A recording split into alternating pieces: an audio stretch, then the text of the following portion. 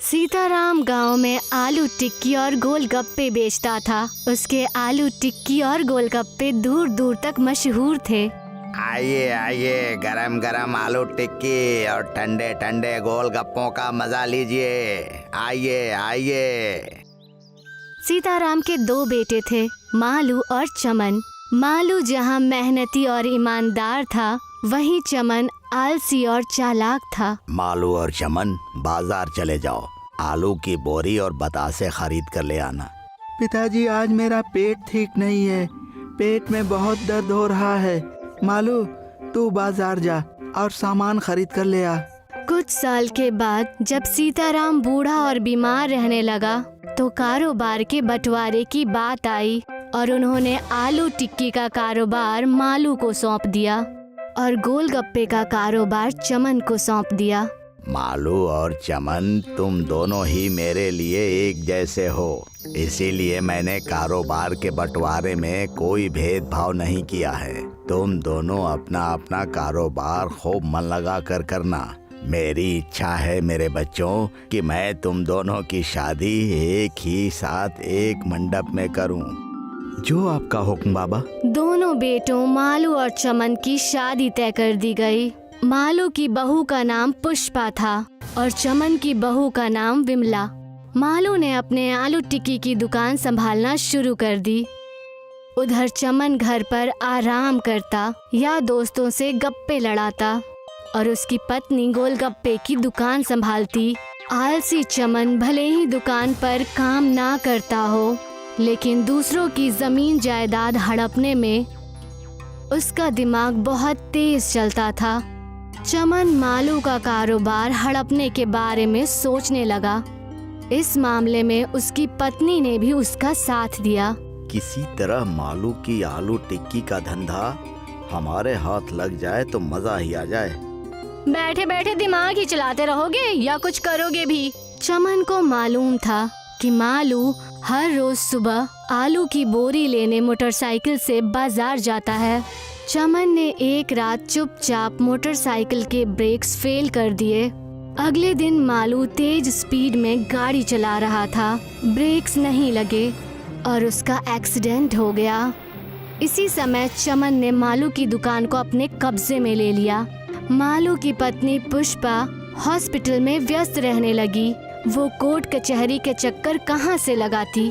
पुष्पा ने अपने ससुर से कहा, पिताजी, आप एक बार चमन भाई साहब से कह दीजिए कि वे हमारी दुकान छोड़ दें। मैं हॉस्पिटल में अपने पति को संभालूं या चमन भाई साहब पर केस ठोककर कोर्ट कचहरी के चक्कर लगाऊं। इनके इलाज के लिए डॉक्टर ने 1 लाख रुपए मांगे हैं। मैं उनका इंतजाम नहीं कर पा रही हूँ। चमन मेरी एक नहीं सुनता बेटी। मैंने उसको बहुत समझाया, मगर वो मेरे हाथ से निकल चुका है। लेकिन उसे अपने बुरे कामों का नतीजा कभी न कभी जरूर मिलेगा। तो पिताजी, मैं तो इस तरह सड़क पर आ जाऊंगी। आज चमन भाई साहब ने हमारी दुकान छीनी है, कल वो हमारा घर भी छीन लेंगे। दरवाजा बंद करो बहू, मैं तुम्हें एक राज की बात बताना चाहता हूँ। बहू ने दरवाजा बंद किया। तब सीताराम ने उससे कहा, मेरे पास एक 5 बीघे की जमीन है। ये जमीन मैंने इस समय के लिए ही बचा कर रखा था। मैंने अपनी वसीयत में वो 5 बीघा जमीन तुम्हारे नाम कर दी है। तुम चाहो तो वहीं अपनी झोपड़ी डालकर रह सकती हो। सीताराम ने बहू को जमीन का पता बता दिया। ये एक गोभी का खेत था। चमन को कुछ पता न लगे, इसलिए पुष्पा चुपचाप कुछ सामान लेकर जमीन पर चली गई। पुष्पा बहुत मेहनत से गोभी की फसल उगाने लगी और बाकी समय हॉस्पिटल में जाकर अपने पति की सेवा करती। वैसे तो पुष्पा के खेत की गोभी शहर के मंडी में जाती थी और फिर लोगों के पास जाती थी, लेकिन धीरे धीरे शहर से लोग सीधे गोभी लेने पुष्पा के पास आने लगे। बहन जी, आपके खेत की गोभी तो बहुत ही जायकेदार बनती है। मुझे 5 किलो गोभी दे दीजिए। 10 किलो गोभी मुझे भी चाहिए और 10 किलो कल लेने आऊँगा, तैयार रखिएगा। शहर से लोग आने की वजह से पुष्पा की अच्छी कमाई होने लगी। अगर ऐसे ही कमाई होती रही तो मैं 1 लाख रुपए इकट्ठे कर लूँगी और मेरे पति का इलाज हो जाएगा। एक दिन पुष्पा जब सुबह सुबह अपने खेत पर गई तो वहाँ एक विशाल शैतान मौजूद था।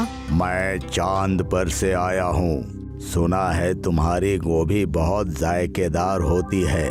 तुम मुझे और मेरे भाइयों को गोभी बनाकर खिलाओ। मेरे पास तुम्हें गोभी बनाकर खिलाने का वक्त नहीं है, तुम यहाँ से चले जाओ। मैंने जो हुक्म दिया उसे पूरा करना होता है। शैतान ने पुष्पा के खेत की 10 किलो गोभी और उसे उठाकर चंद्रमा पर लेकर चला गया। पुष्पा ने देखा चंद्रमा पर और भी शैतान मौजूद हैं। जल्दी से गोभी की सब्जी और पूड़ियाँ बनाओ। जितनी जल्दी अपना काम खत्म कर लोगी उतनी जल्दी मैं तुम्हें धरती पर छोड़ आऊंगा। तुम समझते क्यों नहीं? पृथ्वी पर मेरे पति बीमार हैं। ज्यादा बकवास मत करो, जल्दी से मेरा हुक्म मानो। पुष्पा ने मजबूरी में गोभी की सब्जी और पूरियां तैयार की। राक्षसों ने खूब जमकर खाया। वाह बेटी पुष्पा, मजा आ गया। तेरी गोभी वाकई बहुत ही जायकेदार है। हम राक्षस लोग मिलकर तुझे कुछ देना चाहते हैं। शैतानों ने पुष्पा को एक जादुई दीवार और चांद पर जमीन का एक टुकड़ा दिया। इस दीवार में घुसकर तुम चांद पर जा सकती हो। चांद पर हमने तुम्हें जमीन दी है, तुम उस जमीन पर खेती कर सकती हो। हमारे पास ढेर सारा सोना भी है, तुम चाहो तो सोना ले जा सकती हो। पुष्पा ने सोना लेने से इनकार कर दिया। मैं सिर्फ अपने मेहनत की कमाई खाती हूँ। शैतान पुष्पा की ईमानदारी देखकर बहुत खुश हुए। शैतान द्वारा दिए गए दीवार का प्रयोग करके पुष्पा अपने घर लौट आई। घर आकर उसे पता लगा कि चमन ने भी उसके गोभी के जमीन पर कब्जा कर लिया है। तुझे क्या लगता था पुष्पा कि तू खेत को मुझसे छुपा लेगी? मेरे कान बहुत दूर की सुन लेते हैं। जब गोभी का खेत भी छिन गया तब पुष्पा निराश नहीं हुई और ना ही कोर्ट कचहरी गई, क्योंकि उसके पास चांद पर खेत था। पुष्पा जादुई दीवार से रोजाना चांद पर जाती और जमीन में गोभी उगाती और बहुत जल्द ही 1 लाख रुपए इकट्ठे कर लिए और अपने पति मालू का इलाज करा लिया। लेकिन चमन को किसी प्रकार पुष्पा की जादुई दीवार और चांद पर खेत के बारे में पता चल गया। चांद पर खेती? मैं भी चांद पर जरूर जाऊंगा और ढेर सारी खेती करके खूब सारे पैसे कमाऊंगा। एक रात जब पुष्पा के घर पर सब लोग सो रहे थे तो चमन उसके घर में घुस गया और जादुई दीवार से चांद पर पहुंच गया। उस समय सारे शैतान सो रहे थे और शैतानों के पास ढेर सारा सोना पड़ा हुआ था। सोने को देखकर चमन के मन में लालच आ गया। उसने बोरियों में सोना भरा और ले जाने लगा। लेकिन तभी राक्षसों का सरदार जाग गया। अरे भाइयों उठो, ये आदमी हमारा सोना चुराने आया है। मुझे माफ कर दो, मैं ये सोना यहीं पर रख देता हूँ। तुझे माफी नहीं मिलेगी। तूने पुष्पा पर खूब जुल्म ढाए हैं। मैं तुझे कुत्ता बना दूंगा। राक्षसों ने चमन को एक कुत्ता बना दिया और पृथ्वी पर छोड़ दिया। चमन जब कुत्ते के रूप में अपने घर पहुंचा तो उसकी पत्नी ने उसे डंडा मारकर घर से बाहर भगा दिया। आनंदपुर गांव में एक ही होटल था, लाला का होटल। इस होटल में मुन्ना और बंसी दोनों काम किया करते थे। दोनों में बड़ी गहरी दोस्ती थी। बंसी खाना बनाता था और मुन्ना वेटर। बंसी भाई, आज मैं घर से कुछ खाना नहीं लाया हूँ। तो फिक्र मत कर मुन्ना, मैं दूसरे ऑर्डर में यहीं तेरे लिए बना लूंगा। ठीक है भाई, पर ख्याल रखना लाला का तवज्जो है तुम्हारे ऊपर। आज तक लाला कभी पकड़ पाया है क्या हमें, जो आज पकड़ेगा? दोनों अपना अपना काम बखूबी से करने लगे। बंसी ने अगले ऑर्डर में साथ साथ मुन्ना का खाना भी बना लिया और उसे पैक करके अपने खाने के डिब्बे के साथ रख दिया। और दोपहर के वक्त जब खाने का वक्त हुआ तो दोनों डिब्बा लेकर होटल के सामने वाले पेड़ के नीचे बैठ गए। दोनों रोजाना उसी पेड़ के नीचे खाने के लिए बैठा करते थे। अरे बंसी भाई, आज क्या लाए हो मेरे लिए? तेरी पसंद के छोले और पराठे। वाह वाह, आपके हाथों के छोले और पराठे तो कमाल के होते हैं। लाइए दीजिए, भूख लगी है। हाँ हाँ खा ले, तेरे लिए ही तो बनाए हैं। मुन्ना और बंसी पेट भर जाने तक खाना खाते हैं। लाला जी से तनख्वाह बढ़ाने की बात करनी है। अब इस तनख्वाह में घर चलाना मुश्किल हो रहा है। मुझे भी। मेरी अम्मी तो कब से बोल रही है कि छोड़ दे ये नौकरी। चल ठीक है, फिर आज लाला जी से बात कर ही लेते हैं। दोनों मिलकर लाला के पास जाते हैं। लाला जी, अब इस तनख्वाह में घर चलाना मुश्किल हो रहा है। आपसे दरख्वास्त है कि आप मेरी तनख्वाह बढ़ा दें और इनकी भी।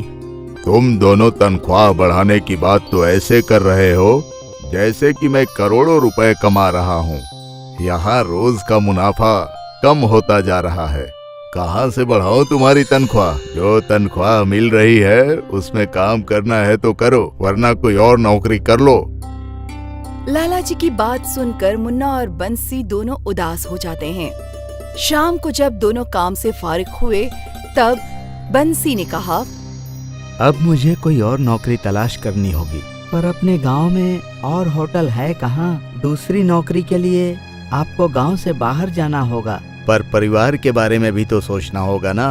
मैं बहुत समय से सोच रहा हूँ कि अपना खुद का होटल खोलूं। अगर आप मेरा साथ दें तो हम दोनों अपना खुद का होटल खोल सकते हैं। फिर हमें किसी के पास काम करने की कोई जरूरत नहीं। पर होटल खोलने के लिए होटल किराए पर लेना होगा। इतने पैसे हमारे पास कहाँ से आएंगे? इसका भी बंदोबस्त है मेरे पास। मुन्ना बंसी को गांव की सरहद से बाहर ले जाता है। वहाँ मैदान में एक प्लेन होता है जो बड़ी ही बुरी हालत में होता है। कुछ पुर्जे तो प्लेन के थे पर कुछ गायब हो चुके थे। गांव के बच्चे ज्यादातर इस प्लेन के आसपास खेला करते थे। ये हमारा होटल बन सकता है। ये इस जगह का ना हमें किराया देना होगा ना कुछ और। हमें बस इस कबाड़ की मरम्मत करने की जरूरत है। मैं ये पिछले 1 महीने से सोच रहा हूँ। इसकी मरम्मत करने में ज्यादा कुछ नहीं होगा बंसी भाई। वैसे आइडिया तेरा बुरा नहीं है। हमारे क्या, यहाँ दूर दूर तक किसी के पास एरोप्लेन होटल नहीं है। बिल्कुल। तो हम दोनों कल से ही अपना काम शुरू कर देते हैं। ये हुई ना बात। अब हम खुद के मालिक हैं और जो मुनाफा होगा हम आधा आधा बांट लेंगे। अपना खुद का होटल होगा, इस बात से वो दोनों बड़े ही खुश थे। उन्हें अब किसी के यहाँ नौकरी करने की कोई जरूरत नहीं होगी। दोनों ने मिलकर उस प्लेन की साफ सफाई शुरू कर दी। बस कुछ ही वक्त के बाद एरोप्लेन चमकने लगा। प्लेन के अंदर पहले से कुर्सियाँ मौजूद थीं। दोनों ने मिलकर प्लेन के अंदर कुछ टेबल्स लगा दिए। दोनों मिलकर अगले दिन भी यही काम कर रहे थे। आज दोनों ने मिलकर इस प्लेन के अंदर एक छोटा सा किचन बनाया। कुछ दिनों की कड़ी मेहनत के बाद उनका प्लेन का होटल तैयार हो चुका था। हम कल से ही शुरुआत कर सकते हैं। हाँ, और मैं आज ही गांव में ऐलान करवा देता हूँ। इसकी क्या जरूरत है? जरूरत है। एरोप्लेन होटल कोई मामूली चीज थोड़ी है बंसी भाई। हाँ, इसी बहाने खरीदार भी आएंगे। शाम के वक्त मुन्ना एक भोंपू लेकर ऐलान करने के लिए चौराहे पर खड़ा था। सुनो सुनो सुनो, हमारे गांव में पहली बार ऐसा होटल जो अगल बगल किसी गांव में नहीं है। जी हाँ, बिल्कुल मुनसरीर और कमाल का होटल, एरोप्लेन होटल। कल गांव के बाहर एरोप्लेन होटल का मुहूर्त है। सारे गांव वालों का इनविटेशन है कि वो हमारे इस कमाल के होटल में तशरीफ लाएं। Aeroplane hotel? ऐसा होटल तो कभी नहीं सुना। कल जाकर देख ही लेते हैं। गांव वालों के लिए तो प्लेन ही अपने आप में एक बड़ी खबर थी। एरोप्लेन होटल के बारे में तो वो सोच भी नहीं सकते थे। अगले रोज सुबह सुबह बंसी ने ढेर सारे समोसे तैयार किए। इतने सारे समोसे क्यों? क्योंकि हमारे इस होटल को देखने के लिए पूरा गांव आएगा। ओह, मुन्ना की बात बस खत्म ही हुई थी कि गांव वालों ने वहां आना शुरू कर दिया। जा सबको समोसे बांट। मुन्ना ने समोसे लिए और जो लोग प्लेन देखने आए थे उन्हें खिलाने लगा। गांव वाले इस तरह का होटल देखकर बड़े ही खुश थे। आज तो मैं एरोप्लेन होटल में ही खाना खाऊंगा। अरे मुन्ना बेटा, मेरे लिए छोले भटूरे ले आ। अभी लाया काका। गांव वाले पहली मर्तबा एरोप्लेन होटल में बैठे थे और हर कोई अपना ऑर्डर जल्दी जल्दी दे रहा था। कुछ ही दिनों में बंसी और मुन्ना का होटल बड़ा ही मशहूर हो गया। होटल के बाहर काफी लोग खड़े थे। अब हर रोज यही हाल रहता था। होटल के बाहर काफी लोग जमा हो जाते थे। हम पास वाले गांव से यहाँ आए हैं। अरे हमारा गांव तो यहाँ से 10 किलोमीटर की दूरी पर है। पहली मर्तबा हम प्लेन में बैठेंगे।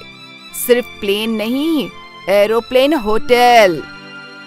मुन्ना और बंसी गांव वालों को संभालने की मशक्कत कर रहे थे। उन्होंने कुछ और लोगों को भी अपने यहाँ नौकरी दे दी। दोनों का एरोप्लेन का होटल का आइडिया अच्छी तरह काम कर गया। दिन ब दिन वो तरक्की करते जा रहे थे। रोजाना इतने ग्राहक आने लगे कि उनके पास सांस लेने तक की फुर्सत नहीं थी, पर दोनों बड़े ही खुश थे। सोचा नहीं था कि ऐसा कुछ होगा। बेहतर हुआ कि लाला की नौकरी छोड़कर हमने खुद का होटल खोल लिया, वरना ये सब नहीं होता। हाँ, जो भी होता है बेहतरी के लिए होता है। अपने होटल की कामयाबी से मुन्ना और बंसी ने खूब पैसे कमाए। बंसी ने पुराने घर को बड़ा बनवाया और मुन्ना ने एक नया घर खरीद लिया।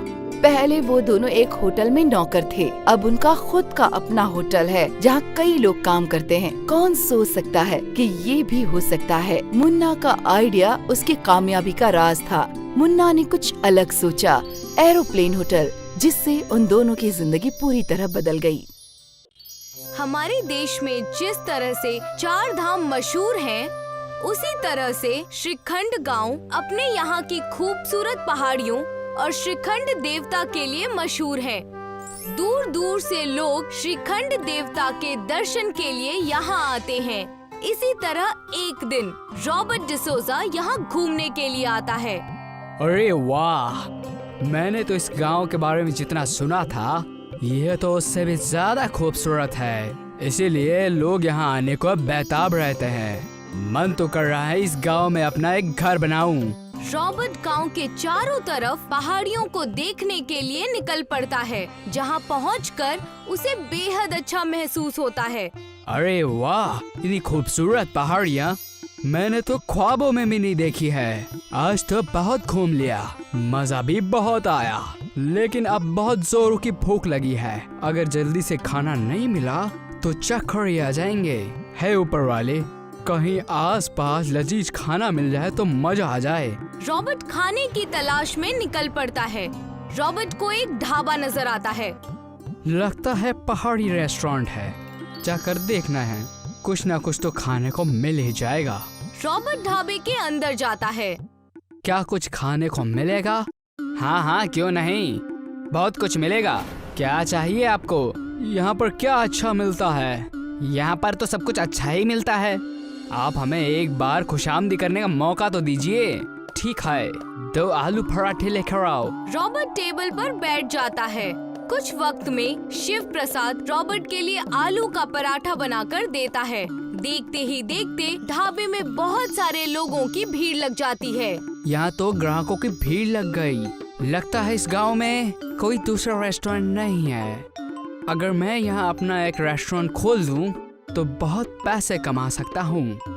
रॉबर्ट जल्दी से अपने पराठे खत्म करके और शिव प्रसाद को पैसे देकर यहाँ से सीधे शहर के लिए निकलता है और वहाँ से कर्जा लेकर यहाँ पर एक रेस्टोरेंट बना देता है। आ जाओ, नया रेस्टोरेंट खुला है। बहुत से लोग रॉबर्ट के रेस्टोरेंट में खाना खाने के लिए आते हैं, पर उनको यहाँ का खाना कुछ खास पसंद नहीं आता और वो लोग खाना खाने के लिए शिव प्रसाद के ढाबे पर जाते हैं। ये देखकर रॉबर्ट को बहुत गुस्सा आता है।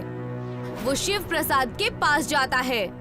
देखो, इस गांव में मैंने एक नया रेस्टोरेंट खोला है। बहुत खूब भाई साहब, तुम्हारे इस रेस्टोरेंट की वजह से लोग मेरे रेस्टोरेंट में नहीं आ रहे हैं, पर इसमें मेरी क्या गलती है? अपना ये ढाबा बंद कर दो, नहीं तो अच्छा नहीं होगा। देखिए भाई साहब, ये हमारे पूर्वजों का बनाया हुआ रेस्टोरेंट है, इसी से हमारी रोजी रोटी चलती है। अगर इसको बंद कर दूंगा तो हम भूखे मर जाएंगे। शिव प्रसाद की बातें सुनकर रॉबर्ट गुस्से में वहाँ से चला जाता है और अपने मन में सोचता है, लगता है ये ऐसे नहीं मानेगा। अब इसको कुछ अच्छा सा सबक सिखाना पड़ेगा। वो शिव प्रसाद के ढाबे को तोड़ देता है और जेसीबी से उसको पहाड़ी के पीछे फेंक देता है। अब आएगा मजा। जब बांसुरी नहीं रहा तो बांसुरी कहाँ से बचेगी? अब मेरा रेस्टोरेंट अच्छे से चलेगा और मैं बहुत सारे पैसे कमा लूंगा। रॉबर्ट बेहद खुश था। उसे लग रहा था कि ढाबा टूट जाने से सभी लोग उसी के रेस्टोरेंट में खाना खाने आएंगे। पर उसे ये नहीं पता था कि उसकी ये चाल उस पर ही उल्टी पड़ने वाली है। अगली सुबह जब शिव प्रसाद ढाबे वाली जगह पर पहुंचता है तो देखता है कि ढाबा वहाँ पर नहीं है। अरे मेरा ढाबा कहाँ चला गया? मैं तो लुट गया, मैं तो बर्बाद हो गया। शिव प्रसाद इधर उधर ढाबे को ढूंढने लगता है और ढूंढते ढूंढते पहाड़ी पर पहुंच जाता है जहां पर उसका ढाबा टूटा हुआ पड़ा है। वो उसको देखकर जोर जोर से रोने लगता है। मेरे पूर्वजों की निशानी थी, ये कैसे हो गया? दूसरी ओर श्रीखंड भगवान एक फकीर बाबा का रूप लेकर यहाँ घूमने के लिए आते हैं। वो सबसे पहले रेस्टोरेंट में जाते हैं। बहुत भूख लगी है बेटा, कई दिनों से खाना नहीं खाया, कुछ खाने के लिए दे दो। फकीर बाबा की हालत बहुत खराब है। उनके कपड़े फटे हुए हैं और उनके पैरों में चप्पल भी नहीं है। भिखारी बुड्ढे, यहाँ अंदर कैसे घुस गया तू? निकल जा यहाँ से। बेटा ऐसा मत बोलो, मैं भूखा हूँ, मुझे खाना खिलाओगे तो आपका भला होगा। अबे बुड्ढे, ये रेस्टोरेंट अमीरों के लिए है, तुम जैसे भिखारी के लिए नहीं है। चल निकल जा यहाँ से। रॉबर्ट फकीर बाबा को रेस्टोरेंट से बाहर निकाल देता है। फकीर बाबा पैदल चलते हुए पहाड़ी की ओर जाते हैं जहाँ शिव प्रसाद ढाबे के सामने बैठकर रो रहा है। कुछ खाने के लिए दे दो बेटा, बहुत दिनों से भूखा हूँ। बाबा मेरे पास आपके खिलाने के लिए कुछ भी नहीं है। बेटा मैं तो एक भूखा साधु हूँ, प्यार से बासी खाने भी खिलाओगे तो वो भी खा लूँगा। मेरा सारा खाना खराब हो चुका है, ये देखिए खाना बनाने का सारा सामान जमीन पे बिखरा हुआ है। फकीर बाबा देखते हैं कि ढाबे के अंदर का रखा हुआ सारा राशन जमीन पर चारों ओर बिखरा पड़ा है। बेटा अगर तुम चाहो तो इसे ही बटोर कर इस गरीब का पेट भर सकते हो। ठीक है बाबा। शिव प्रसाद जमीन पर बिखरा हुआ राशन समेटता है। वो फकीर बाबा को खाना खिलाता है जिससे फकीर बाबा की भूख मिट जाती है। तुमने एक भूखे बाबा को खाना खिलाया है, उसकी भूख मिटाई है, ऊपर वाला तुम्हारा सब दुख दर्द दूर कर देगा। फकीर बाबा की दुआ पूरी होने पर ढाबे के चारों तरफ एक बहुत बड़ा इंद्रधनुष बन जाता है। ईश्वर तो मुझसे नाराज है बाबा, देखिए ना मेरे ढाबे का क्या हाल हो गया है। शिव प्रसाद पीछे अपने ढाबे की ओर देखता है तो वो हैरान रह जाता है क्योंकि ढाबा पूरी तरह से इंद्रधनुष से ढक गया है और बेहद खूबसूरत दिखाई दे रहा है। ये तो चमत्कार हो गया। लगता है ईश्वर तुम्हारी मदद करना चाहते हैं, पर ये इंद्रधनुष तो कुछ ही देर में गायब हो जाएगा। क्या श्रीखंड भगवान इस जगह से गायब हो गए हैं? नहीं, वो हमेशा से यहीं है और हमेशा यहीं रहेंगे। अगर श्रीखंड भगवान हमेशा से यहीं है तो उनका आशीर्वाद और ये इंद्रधनुष तुम्हारे साथ हमेशा के लिए रहेगा। इतना कहकर फकीर बाबा वहाँ से जाने लगते हैं। शिव प्रसाद उन्हें जाते हुए देखता है। जब वो शिव प्रसाद की आंखों से ओझल हो जाते हैं तो शिव प्रसाद पीछे मुड़ के देखता है तो इंद्रधनुष अब और भी बड़ा हो गया है और अब उसका ढाबा इंद्रधनुष के ऊपर अच्छे से सज गया है। इंद्रधनुष ढाबे पर पहुंचने के लिए कुछ सीढ़ियां बन गई हैं। शिव प्रसाद उन सीढ़ियों से अपने ढाबे पर जाता है और देखता है कि ढाबे की हालत पूरी तरह से बदल गई है। ढाबा अंदर से चमकदार हो गया है। हे श्रीखंड महाराज, आपकी जय हो। जैसे ही लोगों को इस इंद्रधनुष वाले ढाबे के बारे में पता चलता है, रॉबर्ट के सारे ग्राहक उसके रेस्टोरेंट का खाना छोड़कर इस ढाबे की तरफ चले आते हैं। लगता है ये ऐसे नहीं मानेगा, उसको फिर से सबक सिखाना पड़ेगा। रॉबर्ट जेसीबी मशीन लेकर ढाबा तोड़ने के लिए जाता है, पर जैसे ही उसकी मशीन पहाड़ी पर पहुंचती है, वो फिसलन की वजह से पहाड़ी से नीचे गिर जाती है। ये क्या हो गया? इस तरह से तो मैं बर्बाद हो जाऊंगा। ग्राहक न आने की वजह से रॉबर्ट का रेस्टोरेंट बंद हो जाता है।